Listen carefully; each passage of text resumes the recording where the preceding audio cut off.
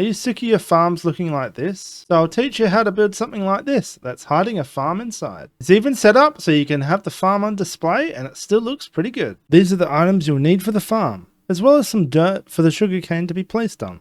To get started, we're going to want 8 grass or dirt in a row. This is where our sugarcane will grow, and then behind this we want to place some temporary blocks up too high, and then from here we need to go back one, and then here we will be placing our sticky pistons. This is to hide the blocks behind them, and you want to pick a block you would like to see. So this is all visual here if you choose to have the window. In my case, I'm going to use oak log, and I'm going to swap in a few planks like that. We can delete this back here now, and on this side I'm going to be placing normal pistons, but I'm going to be leaving this one out. Over here on the other side we want to make a channel, and this block will be visible on the outside, so pick a block you like. In this case I'm using a mud brick, or sorry, just the mud, the dried mud. Over here a temporary block, and we're going to fill this with water. You want to actually turn these all into source blocks. Now this is all flooded, we want to place a stair like this that blocks the water, waterlog it, and then place top side slabs above it covering the water, but allows the sugarcane to stay like this. From here we want to go up one more. If you want it to be visual, put this as glass here. One more block above here. We can actually replace this with the mud, it might be visual. And then from here we just place the water, and now all the sugarcane will get collected here when it gets broken. Now we can jump to the other side and do this very much the same over here. Dirt along like that. Our visual block, our visible block out here. A blocker at the end. Flood it in with water. Stair. Top slabs the whole way. Make sure your water log that. We can place our sugarcane now. Another set of blocks to stop the water flowing away from us, and we can place it here. So now the bottom layer is done. We just need to hook up the redstone. Over this side we want to place an observer looking into the sugarcane there, and then one looking straight up. From here we want a temporary block, so I'll just use some oak, place one here, and then a one above every single piston. Then we want to take our repeater, place it here, put it on one delay, so there you go. Redstone here, that will pick up the signal from the observer, and then the rest here that will travel it onto each of the pistons. We need that delay, or the sticky piston will get stuck when it pushes out the block. Alright, so now it's all hooked up and we're ready to build the building around it to make it look good. I forgot one last step. We want to add a channel for the collection to go like this. Block off the back. Add some water here and there. From here, grab our hopper, place it into that block. Break these two blocks and you can place in a double chest.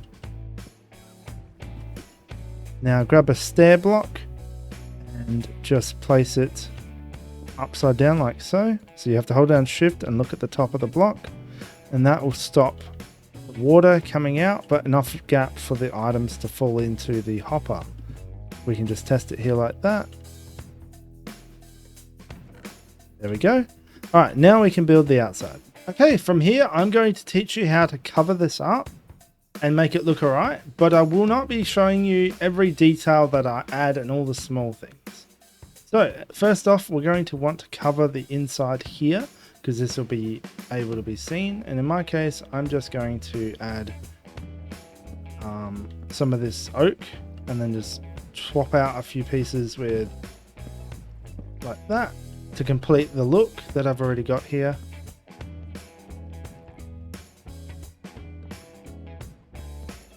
So like so. From here we want to continue building our wall across the whole way like so, and then on this side we do it but over the top of the water like that until it meets up with this corner. We bring up this 2 more times as well as this, so glass double high, But in my case, I'm going to personally get rid of the window there like so. So we have 2 wall and then the window and another 2 wall. Now 1 more layer over the top. So we bring everything up 4 high.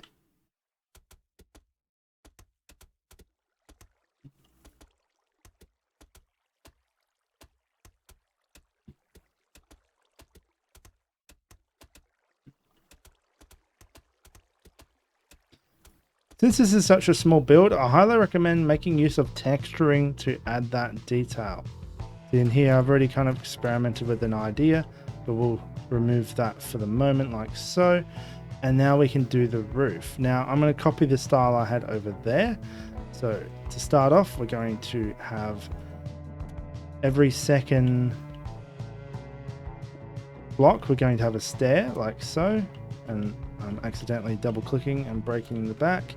That's my fault. My mouse is ready to be replaced. So like every second step like that. From here, I'm going to add the slabs in to add that texture, and I can do this on the other side too.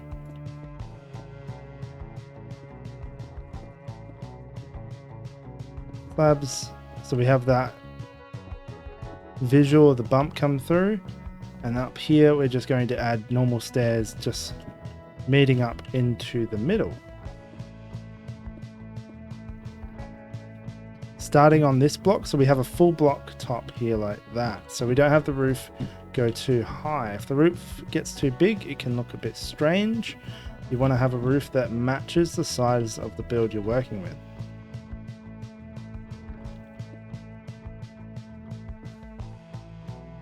Alright, I'm just going to link it up like this and I'll fill it in a moment. So actually what we'll do is follow the trend on the outside. Once we get to the center 2 pieces here, we have them meet like that. So we have a gap. Alright, so there we go. Now we just need to fill in the roof. Now, alright, all filled in. Now I'm not going to repeat it on the other side because it's just exactly the same. Now it looks a little plain at the moment, but you can add a lot of texturing to this.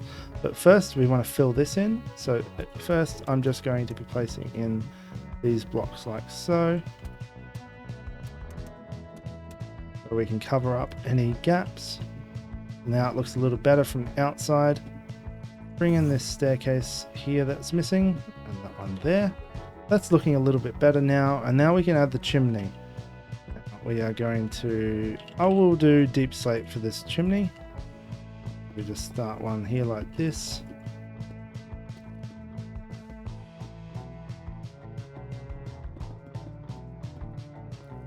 So, and then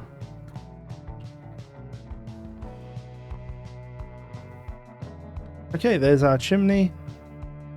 We can even make it a little higher if you prefer. And over this side, now we can do this other room. So we want to work with a different color.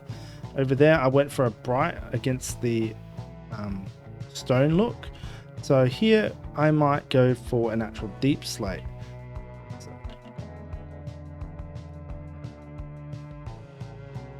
So for here, I'm going to be using a bit of deep slate. And cobbled deep slate if we want.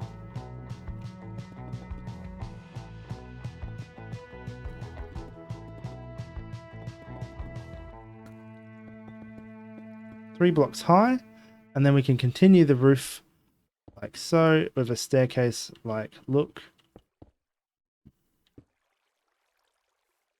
And we can bring it in. So we want to bring it out like this. Bring in a double block like that. Don't worry, it will still look good. There we go. We have our look like that. And we can continue this on the other side. So like 2 blocks there.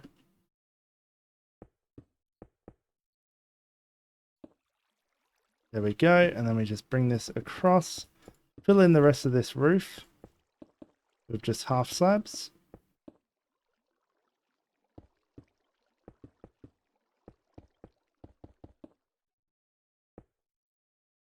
And we can add in stairs in the other direction that way, and then we can continue this roof, fill in the look. Alright, so now we've successfully mostly covered our build. Of course, this is looking quite plain. Now, a part of it is adding some decoration outside. So we could add a little pool of water over here if we wanted. Alright, so I've got some coarse dirt, some podzol, some mud. So what we can do is fill in this pool and make a little bit of a pond. Let's just make it rounded out a little bit more. There we go. Alright, so now we change out some of these blocks for mud to give a bit of nice texture. And then a few more blocks with this coarse dirt.